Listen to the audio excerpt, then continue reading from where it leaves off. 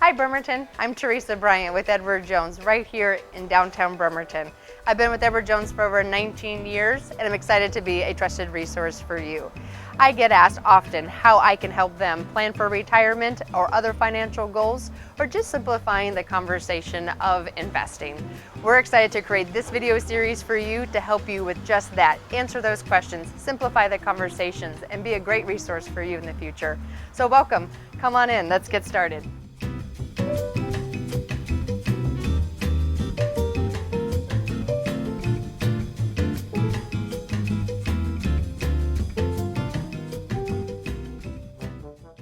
Well, getting us started today, we're going to talk about traditional IRAs. And that is something that's very important because all of us can invest and open a traditional IRA.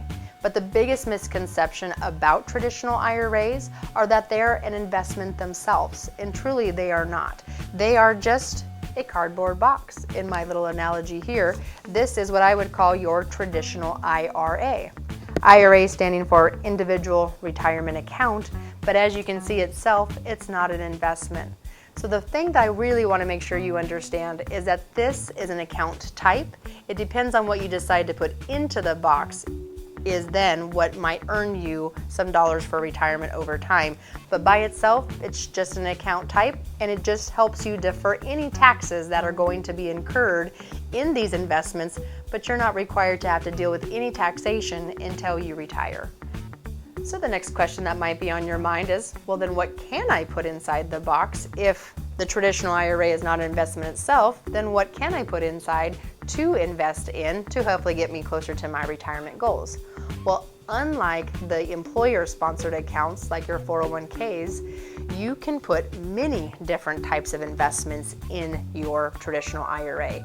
You can put individual stocks inside the traditional IRA. If you wanted to own companies like Coca-Cola or Nike or Amazon or any of the other options that are out there, you more than likely cannot do that in your 401k, but you absolutely can do so inside your traditional IRA.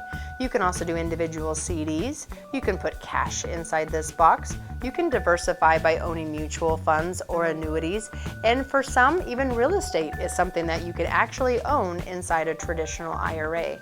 There are many different options, and I would encourage you to talk to your trusted advisor to make sure that those investment choices are the right choices for you, for your goals, the risk you're willing to take, and the future for you and your family.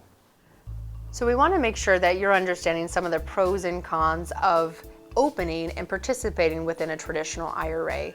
So for instance, a traditional IRA again helps you defer taxes on your hard-earned dollars.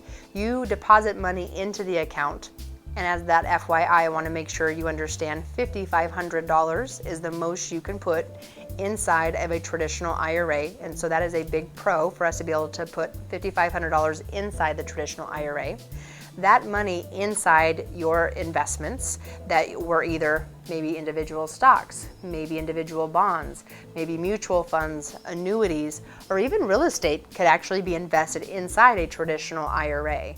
Once those are in those investments inside the box, you're getting that compounding growth effect over hopefully several years. So those are definitely big pros for you to invest inside the traditional IRA, as that you're not going to pay any taxes on the income that you're receiving if it's interest. You're not going to pay any taxes on capital gains if you were to sell the investment inside the box. An idea on that would be if you invested in an ABC stock, we'll call it, and you had a 30% gain, you're not paying taxes or capital gains taxes on that 30% gain. It is waived inside the traditional IRA. So really the idea is to invest per your risk tolerance, per your goals, and making sure that you have that compounding effect happening for your benefit. Some of the cons I would want to make sure that you are aware of is that, again, while this is growing inside, at 70 and a half, you will be required to take out a small piece of those investments or growth in the account.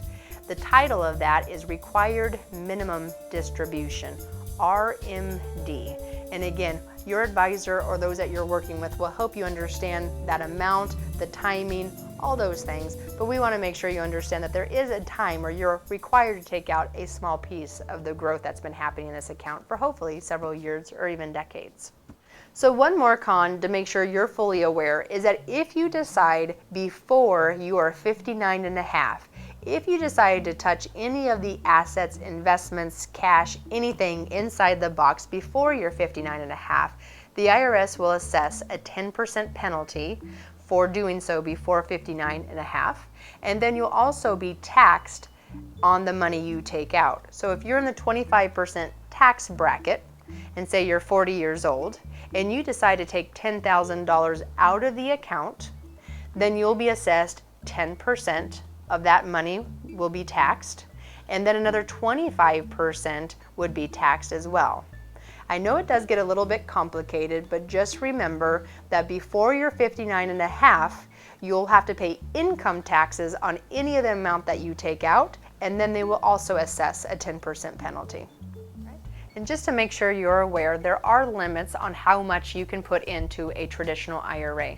So it's $5,500 for 2018 is the max amount you can put into a traditional IRA. But if you are over the age of 50, they allow you to do an extra $1,000. They actually call it a catch-up contribution as you're getting closer to retirement. So previous to age 50, it's $5,500 into a traditional IRA. Over the age 50, you can do $6,500. Very important information, and we wanted to make sure you're aware.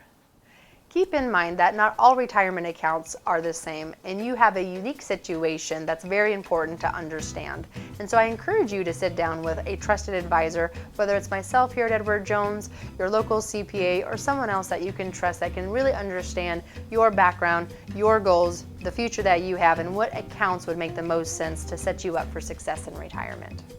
Thanks again for watching our Part 2 series. We're really excited to offer this for you. Please don't forget to watch our first video on Part 1 in regards to the employer-sponsored accounts, and our next video upcoming will be in regards to Roth accounts. Also, if you missed any of them, don't be shy. Go ahead and jump online and check out the website for the other videos, as well as BKAT Vimeo archive is there for you with the whole video series. Thanks again for tuning in. Until then, let's get your money working for you.